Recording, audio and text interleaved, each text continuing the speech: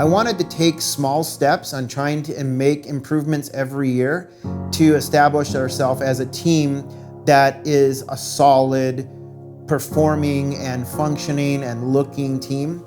Obviously, the objective is to attract higher level riders so that you can perform at a higher level. So before you can do any of that, you have to create that base, and so I think we've increased our base every year, and now we're a pretty high level team. And obviously with the support of Honda and their technology, we continue to improve. When Justin came on board, it was his affiliation relationship with Honda that really kind of brought us all together. And Honda, of course, is a very big proponent of Justin. They like him, they get along well. So when he brought us into that relationship with Factory Honda, it really just blossomed for him, us, them, and the whole program. So having him be part of our team as a rider is certainly a feather in our cap, but even him as an individual, we just really enjoy him, and as a guy, as a father, as a friend, as an employee. I've said before, Tony Alessi is a racer's team manager. If I need anything, it's on my doorstep the next morning. If I want to try a piece or a part on the bike and we don't have it, we need to make it, it's being made the next morning, like maybe at 4 a.m. He's trying to get it done. Genova is, he leads so well. I think that's missing in a few teams, and his leadership, I've always said with every team it starts at the top, and I believe he does it right and does it well, and I'm excited to really be a part of it and help them really get the truth out about them as people. I'm not sure that we really have as much of a checkered past on paper as maybe others do, but it doesn't matter because perception is oftentimes the reality. We've worked real hard to not have anything other than positive, and it's tough. It's tough. You're dealing with their emotions and tenacity and athletes and how do people get paid. So it's tough, and we're not the only ones that it's tough on. It's tough on all of them to walk a perfect line. And again, aligning ourselves with a Brayton and a Honda, it kind of connects the dots of that if we were really that much crazy schmucks, that people in companies like Honda wouldn't have us be part of their program.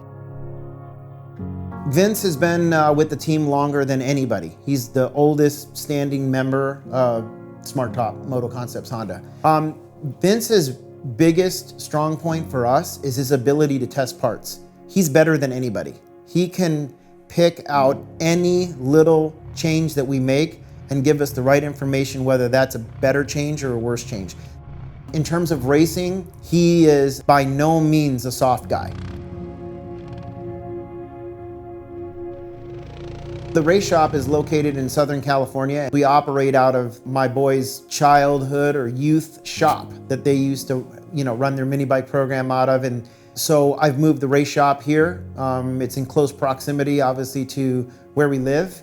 And it works great, you know what I'm saying? Like my mechanics are around the shop all the time. So everybody knows everything that's going on with practice bikes and race bikes and parts that need to be ordered and material that we need. Everybody has their finger on the pulse. So there's not a lot that gets by, when you're that tight. Like I said, for me, I think it's a great working environment for myself and for the crew. Coming into Daytona, we knew that Daytona was going to be a track that we thought that Justin would struggle at. It's an outdoor track. He's not an outdoor guy. From the very first practice, I came off the track and I told my mechanic, Tony Berluti, I'm like, this track is so fun. I'm having so much fun out there. And that's the first time in however many years I've raced dirt bikes that I've came off the track and said that at Daytona. I thought he would be several positions further back than he was in qualifying, and he was way further up. And I thought, oh, well, this is pretty good. This is unexpected. And we went and talked to him. How's the bike? Bike's good. How are you feeling? I actually feel pretty good. I'm like, okay. I needed to win or at least get second in my heat to get a good gate pick for the main event. And I did that. I just executed the day like I've never done, really. Went out to the first heat race, he wins. We're like, what? Like, he's fast here. Started second in the main event. I passed into the lead right away, and the rest is kind of history. I think at lap 8, I'm on the radio to his mechanic, and I'm like, I think we can win this race. Let's do this. We can win this thing. Crossing the checker flag there was it was so many different emotions. Just finally, I've got to win. And then to break the record for oldest to ever win a race. And just so many great thoughts that night. And first win for the team.